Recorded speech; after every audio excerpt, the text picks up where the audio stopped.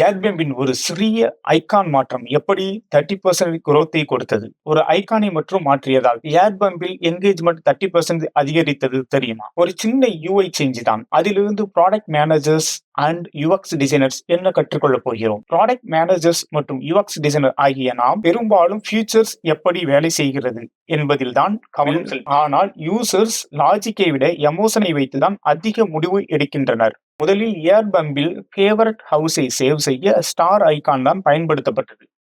ஒரு டிசைனர் ஒரு கேள்வி எழுப்பினார். ஸ்டார் என்பது யூட்டிலிட்டியை குறிக்கிறது, ஆனால் டிராவல் என்பது எமோஷனல் இல்லையா? இதற்கு பதிலாக ஹார்ட் ஐகானை பயன்படுத்தலாம் என்றார். ஏர்பம் இந்த ஒரு சேஞ்சை செய்தது.